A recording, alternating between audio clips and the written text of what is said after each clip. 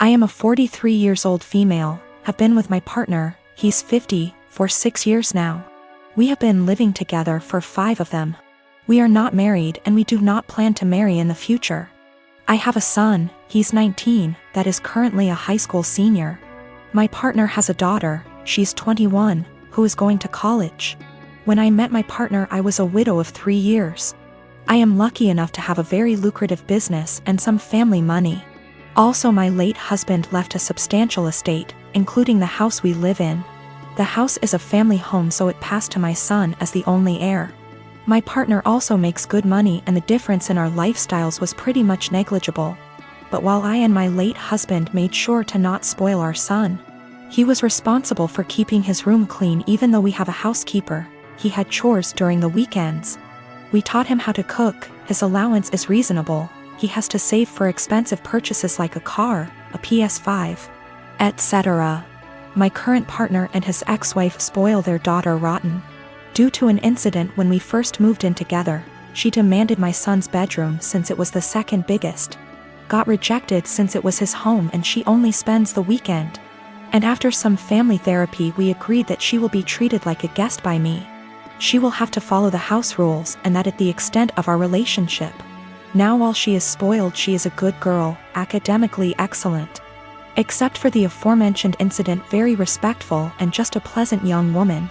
The problem is that I did not know the extent to which my partner spent money on her. He pays some money as rent that I put into my son's college fund and we split the common bills in half. Everything else is our own responsibility, so we don't know much about each other's finances. Now my son is planning to do a tour of East Asia during the summer and I was happy to give him the money to do so, as a gift for getting into a very prestigious college. When my stepdaughter heard about it, she asked her dad to pay for a tour of Europe, since he didn't send her on one after she got into college. He agreed because he never says no. But he came to me asking me to lend him close to $30,000 because he can't afford the trip on his own. I am not even giving that much to my son and his plane tickets are more expensive. I refused. I said that since this wasn't an emergency, he can save and send her on the trip after she graduates college. Now he is not talking to me, saying that I am choosing favorites. I have no relationship with his daughter, so I don't know how that even is applicable. And that I am putting money over his happiness and relationship with his daughter. I can easily afford to lend him the full amount, I just don't want to, because his reasons are not convincing enough. Boyfriend and I have been together for 6 years, work our day jobs together, and also run a side business together. He's my best friend, and despite managing to get past and through a lot together, he hasn't proposed. His family is starting to pressure us to get married, but he said he hasn't decided yet. He has said that he wants to get married and have a ton of kids, so what he means is, he hasn't decided if he wants to marry me. My ego is a little hurt. What else does he need to know that he hasn't already learned in almost 7 years? Is indecision the same thing as a decision in this case? We both started therapy separately very recently to work through some trauma and cope with anxiety. I don't know if I should wait to see if he'll come to kind of epiphany in therapy, or if I should leave and save the decision for him. I love him a lot, and for a long time I saw a future with him. But recently I'm starting to accept signs that he just doesn't love me as much as I love him. How do I know if he loves me or if he just doesn't want to be alone? We don't live together, we won't live together until we are married. He has stayed over for extended periods of time, so we're mostly familiar with each other's habits. We are from different cultures, but I still come from a traditional family, so we have a lot of the same values. I just consider myself to be more independent. I am very uncomfortable with the idea of an ultimatum. I don't like the idea of forcing someone to make a decision out of fear or because they're backed into a corner. My communication skills are something that I'm pretty proud of, to be honest, but it's something that he struggles with. And that's one thing he wants to work on in therapy. I'm working on not projecting my fears of insecurity onto our relationship, even when he isn't communicating properly. He picked me up and I told him that after the conversation with his family, I've been feeling really insecure in our relationship. And if he's unsure if he wants to marry me, I need to know what he's unsure about. I said if we want to have kids, I really can't wait forever.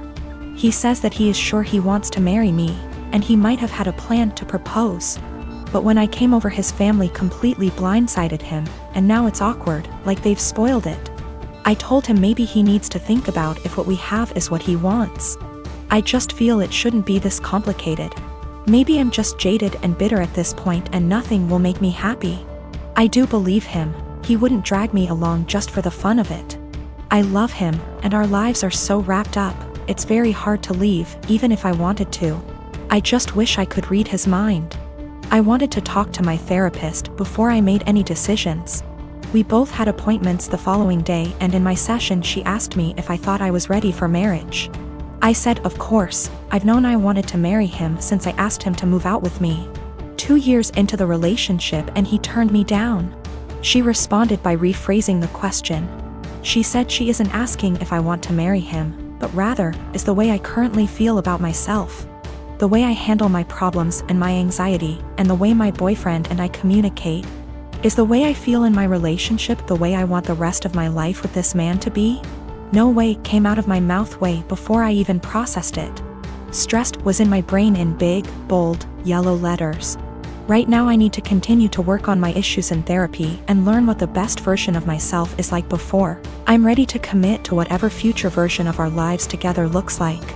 I've only been going for 2 months so far, and I've already seen a huge improvement in my ability to handle stress and my self-worth.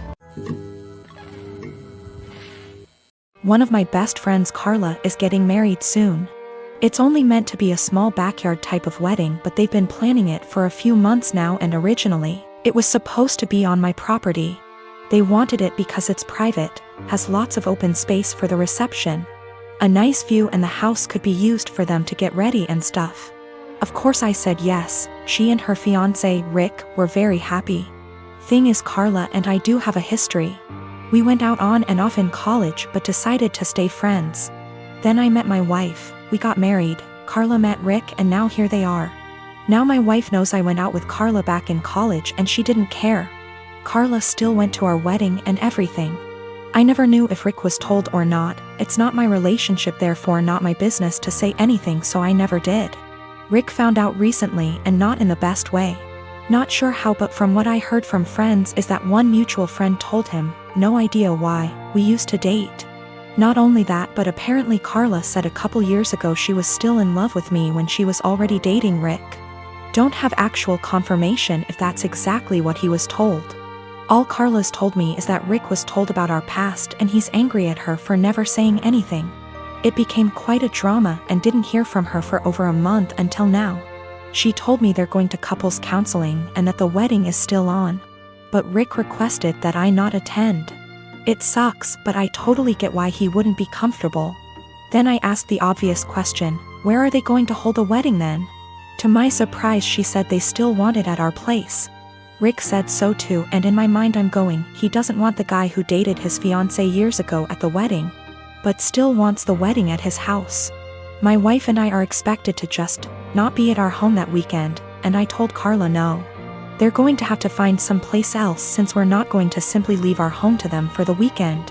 Not only for safety reasons, but it just doesn't make sense. Rick doesn't want me around because he's not comfortable, but is comfortable enough to have their wedding at my house.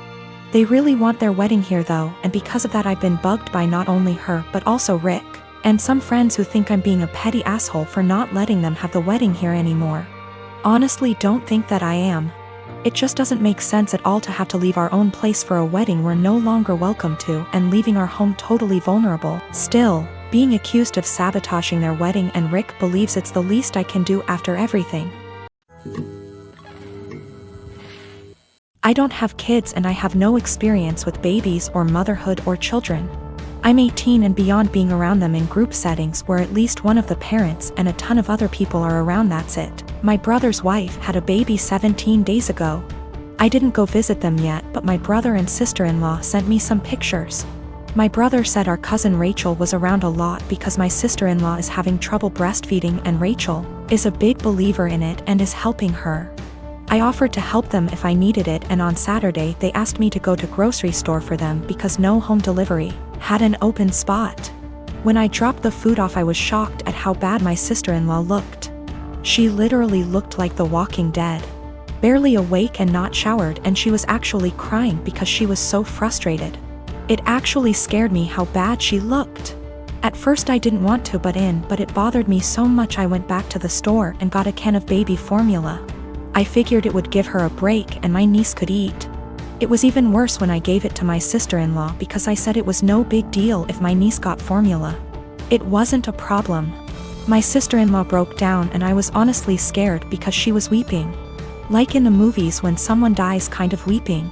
No one told her it was okay not to breastfeed. She felt so guilty because of Rachel butting in and no one telling her formula was okay. I actually ripped my brother a new one because he sat back while my sister-in-law suffered. There was no way he didn't see how bad she looked. No offense, but she looked terrible. I got my sister-in-law to shower after my niece ate and fell asleep, and I changed the sheets on the bed and told my sister-in-law to sleep while my niece slept, and I said I would get more baby formula. I thought I did the right thing because my sister-in-law actually stopped crying, showered and slept, and the next 3 days she looked better and didn't cry again. My niece gets full. My idiot brother smartened up and told Rachel to stay away and everyone else, especially our parents and SIL's parents, to butt out. They take turns feeding so they both can sleep. My parents and Rachel are furious at me. SIL's sister was in agreement with Rachel and left me an angry voicemail full of swearing. Rachel basically had sister-in-law holding the baby while topless 24/7, and my dumbass brother sat there and didn't help with the baby at all. Rachel breastfed all her kids until they could walk and talk and never had problems, but my sister-in-law obviously did. My dad said I overstepped and should not have butted in. I was scared shitless after seeing sister-in-law on Saturday. Since I'm not a mother or baby expert, I have no idea what it is like with a newborn. I'm second guessing now after feeling like I did the right thing because everyone is angry with me.